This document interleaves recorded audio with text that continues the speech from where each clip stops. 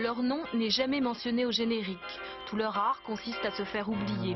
Comédiens, souvent d'excellente formation, ils sont depuis des années Danny Wilde, Starsky ou Colombo, en français dans le texte. Ils mènent souvent leur propre carrière au théâtre, mais lorsqu'ils doublent des acteurs, le plus souvent américains, leur travail est d'autant plus remarquable qu'ils ne se remarquent pas.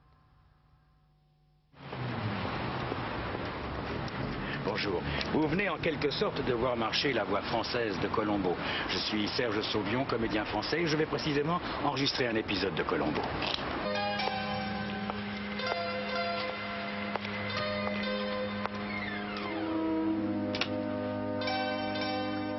Le couple Peter Falk-Serge Sauvion fonctionne depuis 1971. Serge Sauvion a doublé tous les épisodes, 45 au total, tous diffusés en France. Lieutenant Colombo. Je vais m'efforcer d'être bref. Je vais d'abord me débarrasser de ceci. Eh oui, qui l'aurait cru?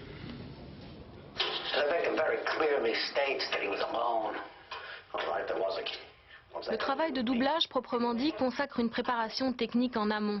Le comédien découvre le texte français au moment de l'enregistrement. Il visionne l'épisode et les scènes qu'il doit doubler passent et repassent par rembobinage rapide. Bonjour, monsieur. Bonjour, lieutenant. Je vous dérange pas, j'espère? Pour être franc un peu, si. Ah bon? On fait des gammes, c'est-à-dire qu'on doit s'assouplir. On met ses qualités au service des qualités d'un autre. Ce qui fait qu'on apprend beaucoup de choses. Et ça s'assimile un peu à la musique. Il y a un rythme à respecter, des mesures à respecter. Eh ben, une chance que ma femme n'est pas... Serge Sauvion n'est pas uniquement Colombo. Il a doublé Mike Hammer et Baretta, mais c'est à Peter Falk que va sa préférence. J'ai de l'admiration pour l'acteur, de la tendresse, parce que c'est vrai qu'il a un petit peu changé ma vie, je vous répète, du bon comédien inconnu que j'étais, je suis devenu dans le métier, et un petit peu chez le crémier, ma concierge, on me reconnaît. Bon, bah, c'est toujours assez flatteur. Bah oui, ça me paraît normal.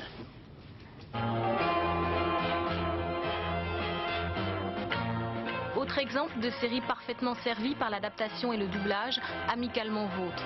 Des dialogues savoureux, complètement investis par les comédiens français. Michel Roux s'est installé dans le personnage de Danny Wilde et Tony Curtis ne s'y est pas trompé. Devine? Ginger Rogers. Gagné. Alors je te prierai de remettre tout ça en place. Compte sur moi. Attends, je vais la porter jusqu'à la sortie. Laisse! Tâche de bien t'amuser et ne m'oublie pas. Il m'a dit, est-ce que vous voyez un inconvénient à ce que je marque dans mes contrats qu'à l'avenir, je veux que ce soit vous qui me doubliez pour les pays de langue française? Alors je lui ai dit, non seulement j'y vois pas d'inconvénient, mais j'y vois plutôt quelques avantages, et depuis il tourne plus. Fait de la peinture. Tu me l'as fait un petit peu court. L'interprétation est aussi fonction de la qualité du texte français. À la base, un gigantesque travail de traduction appliqué à la langue française, en moyenne 20% plus long que l'anglais.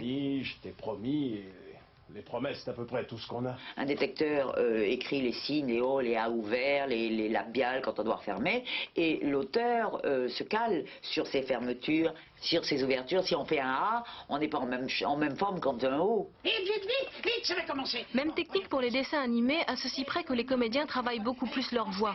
Exception Guy Pierrot, dont une corde vocale cassée le porte à doubler Bugs Bunny avec un parfait naturel. Je m'appelle Guy Pierrot. Non, pardon, Bugs Bunny. Hé, l'enclumé!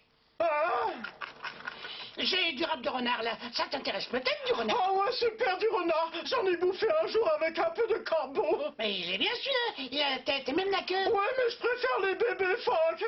Qu'est-ce que vous éprouvez pour le personnage de Bugs Bunny?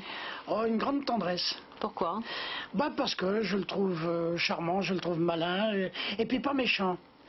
Comparativement à Woody Woodpecker, que je fais aussi, que je trouve méchant.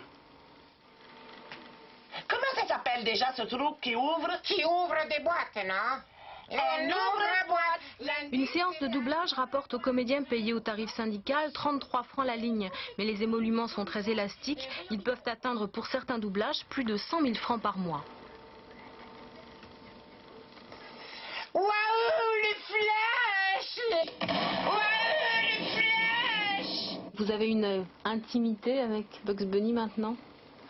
Oui, j'ai pas de lapin chez moi. Hein. What's up, Doc? What's cooking? What's Considéré à tort comme un art mineur, le doublage et la synchronisation ont offert à certaines séries étrangères un succès inespéré, la récompense des doubles voix des héros. What's cooking?